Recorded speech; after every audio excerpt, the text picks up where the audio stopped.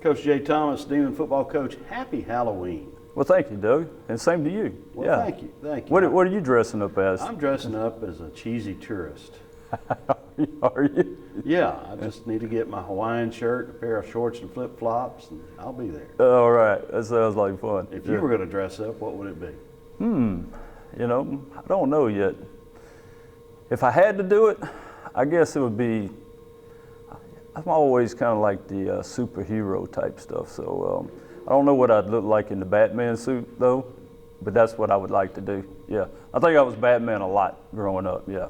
I agree, I was a big Batman But I don't fan. think I would look very good in the tight suit at this point in time.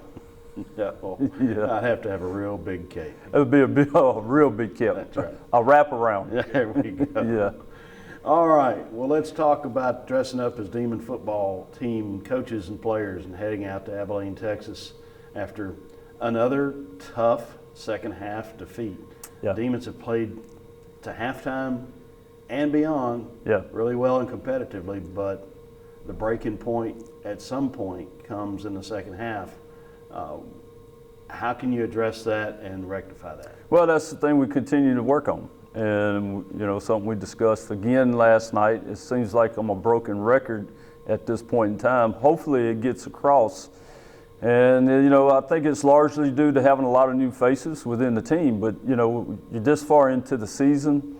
You know, guys have got to be more responsible on the field and understand how much it hurts the team in the field position. And we talked about the league being so balanced in each week, and it's the little things that are going to make the difference in the game, and that's what's happened to us in the second half. And you know, it's personal fouls, change the field position.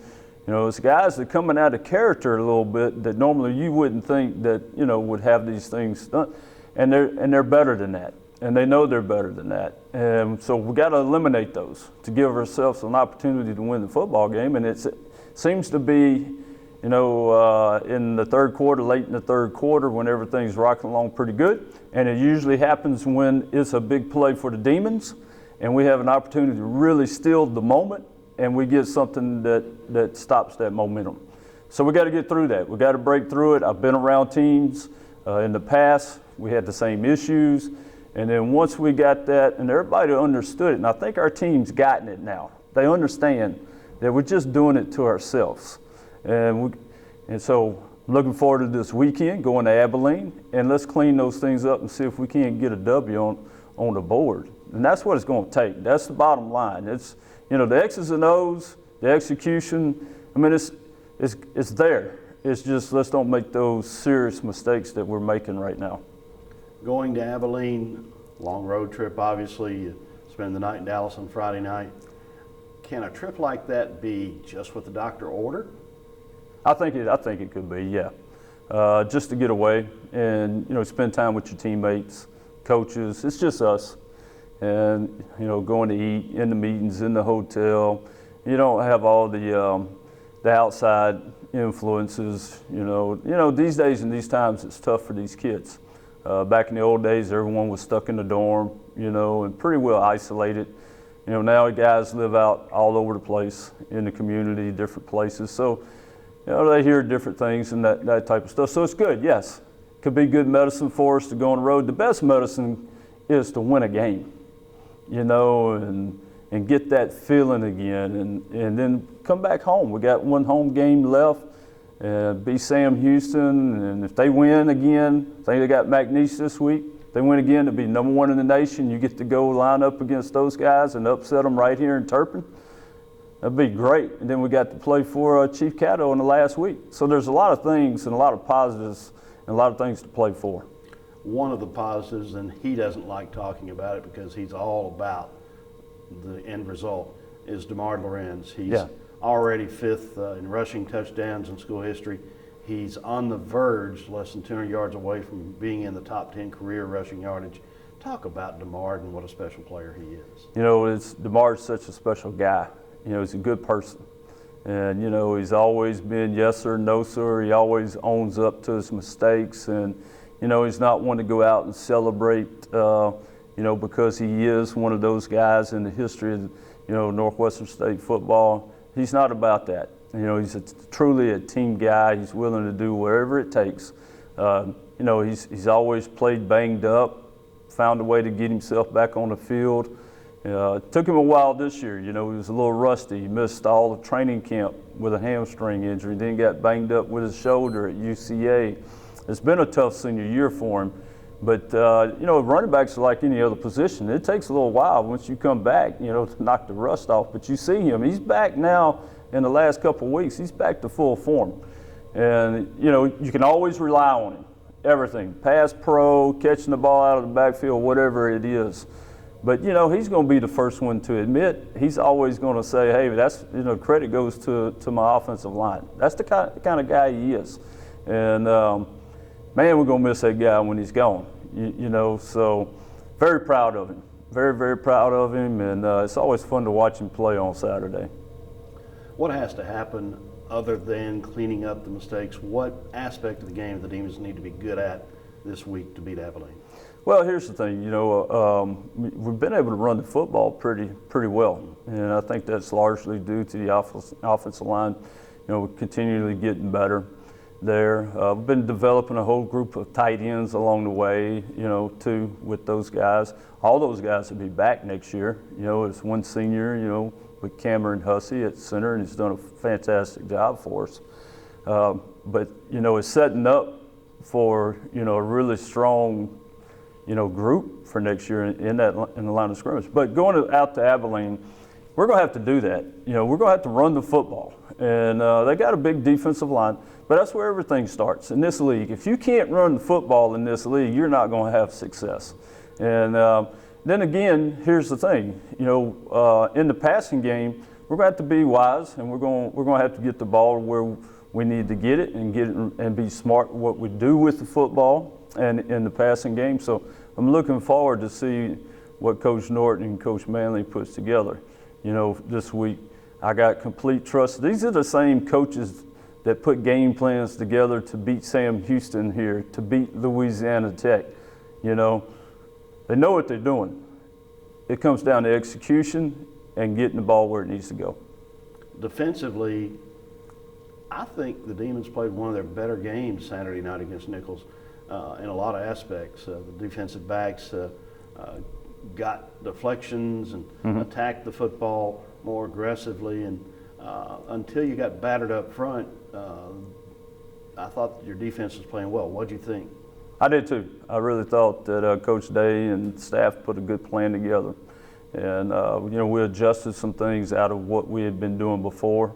It's just that we're a little limited at a defensive tackle position, so it's forcing our defensive ends to have to play inside.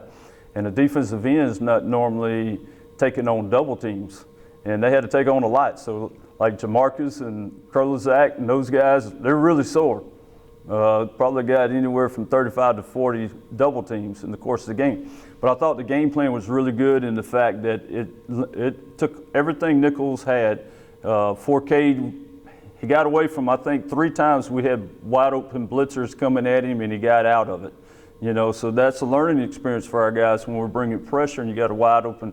We need to be able to shut it down, not give him the escape route. And I think we'll get better at that. But we eliminated all their favorite plays, and they had one play with the big fullback, and they just started trying to jam it in where we had a defensive end there. So they were getting 3-on-2 and just getting 3 or 4 yards. The other one was throwing the ball out to the wideout, the quick throws. And, you got to make plays out there. You got to make a tackle. Let's just get him down so we can line up again. But I thought overall the corners played much better. I thought the safeties played much better. We had some misalignments early in the game. Things like that come when you're playing redshirt freshmen and these guys out there. I mean, you can line up 1 yard wrong in the secondary and get beat. You can line up a half a foot wrong and get beat. A defensive lineman can get away with that, but back there, you can't get away with that. And, so it's a learning process. And, here it is, though. We're going through game 8, we're going into game 9. Those guys are not young guys anymore.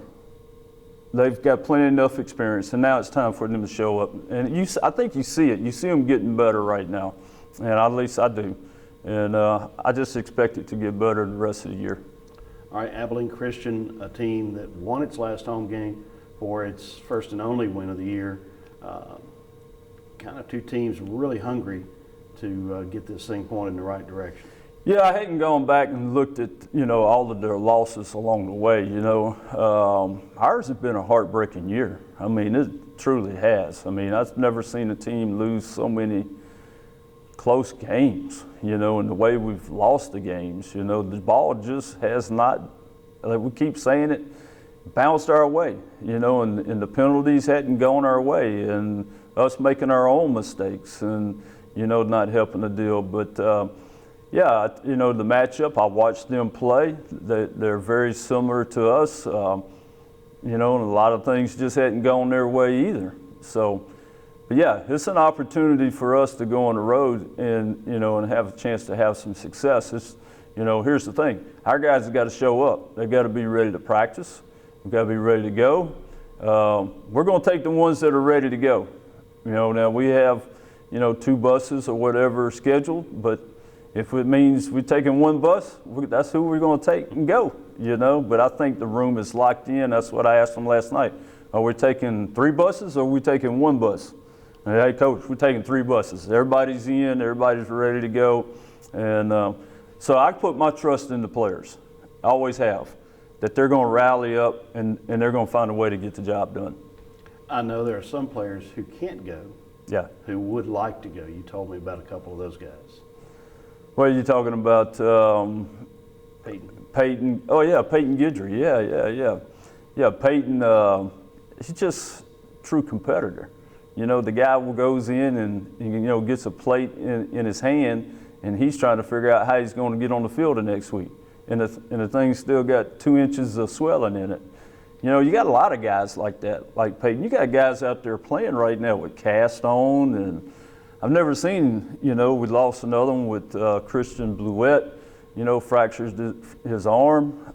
He'll be in a cast, and I talked to him Saturday night, at the hospital. I get home, it's 11:30, I called to check on him, and he said, Coach, it's fractured, we're going to put a cast on it, but I'm playing Saturday. I said, wait a minute, big dog, we need to talk to the doctors about all this. I'm playing. But, Peyton Guidry's and Christian Bluette's and the Krolazaks and Jamarcus Marshall, and the list just keeps going on and on. And all of these guys, they're trying. They're giving everything they got. But we are beat up and battered, worse than any team I've ever seen before. But they're fighting. They're giving everything they got. All right. The one word that you can come up with that describes the attitude this team has to have this week? Toughness. I mean, it's got to be that. You got to be mentally tough. It's not physically tough, it's mental toughness. And I mean, when it's like Coach Day said, talking to the defense, when they do the SEAL training, and they can't make, they got the bell and go hit the bell with the bat or whatever. Don't go hit the bell. It's not time to hit the bell. All right? Let's keep on fighting. Let's keep on going. Let's keep on trying. So I think that's it. It's upstairs. It got the 6 inches. These guys know how to play football. We just got to play smarter football. That's what it is. And, I hadn't give up. That's what I told them. I'm sitting there Saturday night eating my fried chicken and